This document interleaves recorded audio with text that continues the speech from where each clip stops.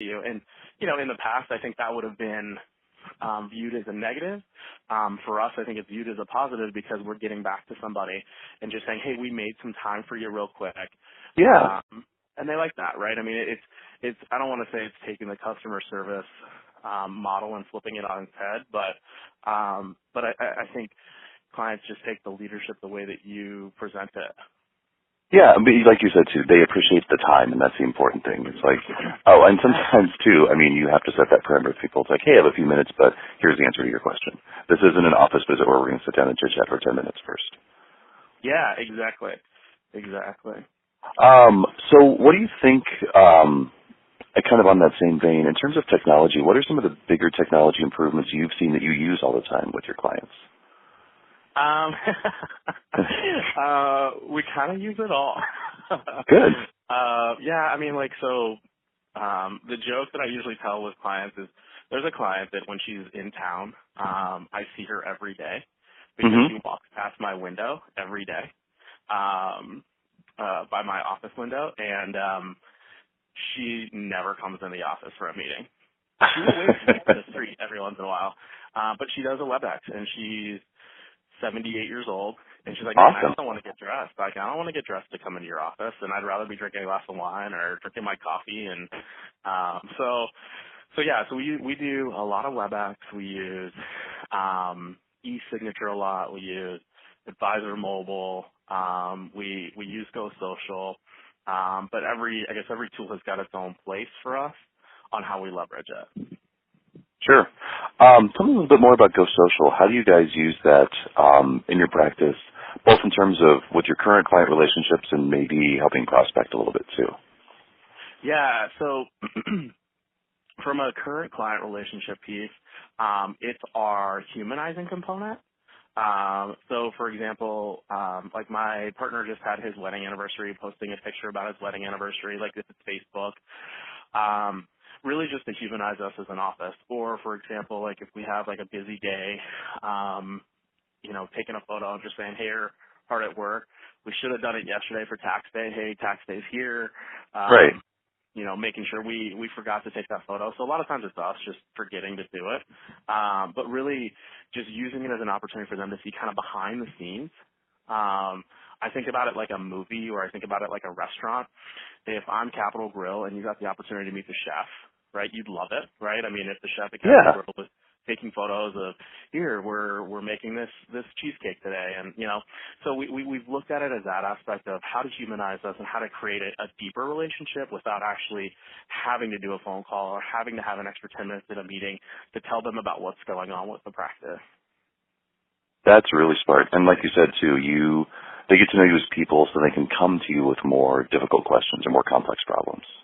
Yeah, definitely. I mean, I just had a meeting yesterday where all I got was a piece of paper that said such and such clients coming in, and I was like, I'm confused. Like, what's happening? Or She's like, why? Yeah. yeah, and she said, Nan, so my assistant said, Nan, she just wants you to make her feel better about the situation that she's going on with her family. And I was like, oh, okay. And I mean, and then her brother passed away, and she's having to deal with a niece and all that kind of stuff. And so, and I was like, oh, so it was funny because when she came in, I mean, she basically just vented for about 30 minutes. She's a bigger client of ours and never has done anything like this before where she's kind of, I don't want to say wasted her time, but, so yeah, I mean, I think it's being able to provide a different kind of service that's more than just about the numbers. Wow, that's excellent. What about with prospects? Do you use it to try and get people to Yep. notice your practice or be aware of your practice? So I would say I'm probably not qualified to answer that question. I would say Crystal is my Okay. my practice manager, and the only reason I say that is because she loves tooting my horn. I don't. If I'm not in a suit, I'm in a hoodie and a pair of shorts. Most clients walk past me at restaurants, at baseball games and stuff like that. They don't even realize it.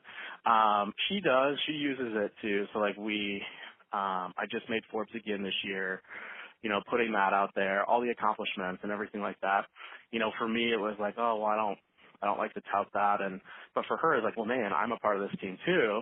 And I'm Right. proud of it, and so making them proud to be able to brag about it. Like, I never thought about it that way, and clients like doing that too. I mean, they even said they're like, we love, being able to say, oh yeah, when somebody says, oh, who do you work with? I'm like, well, yeah, we work with the guys in the magazine.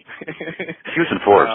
That's all they have to say. Right. Yeah, and then they say, well, I don't know if he's taking on clients, and I was like, oh my gosh, Don't say that part. yeah, and so yeah, I mean, it's, again, for prospecting purposes, it's not like we're searching networks. I know people that do that, which is Yeah. more power to them. We do it more for research.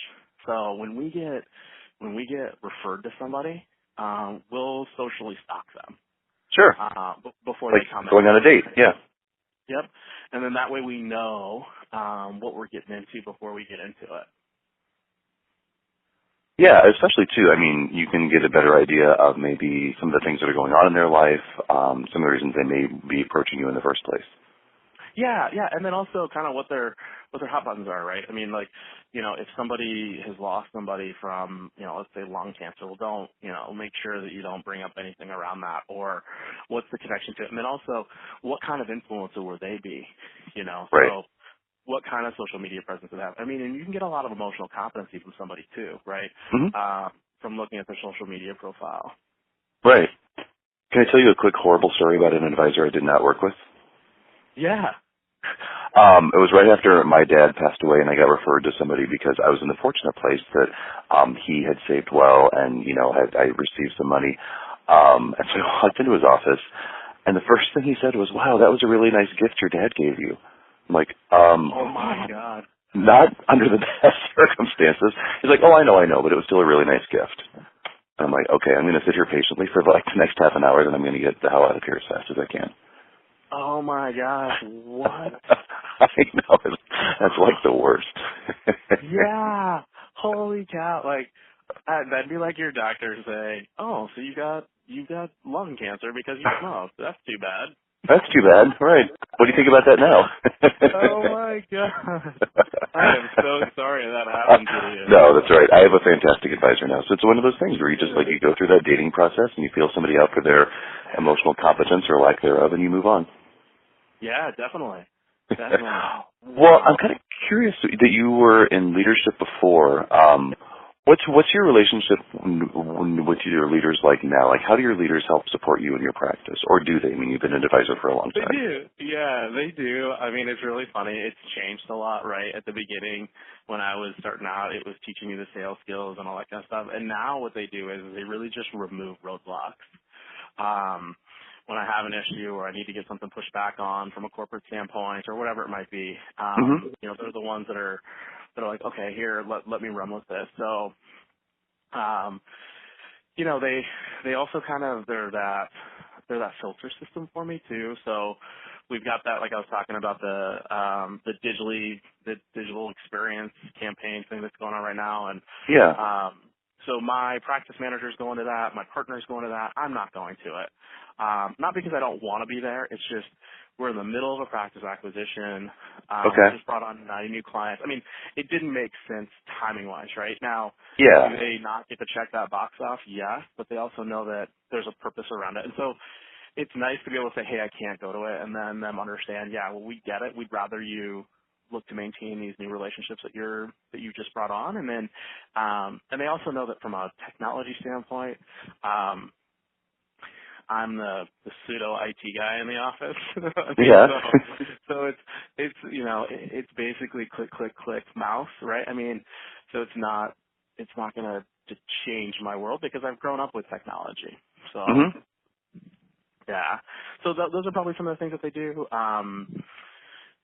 From a support standpoint, yeah, I mean, not a whole lot else. I mean, they, a sounding board every once in a while. I usually go to my regional.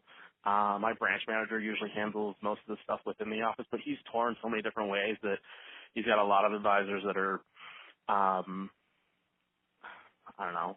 I think everybody complains too much. So that are just constantly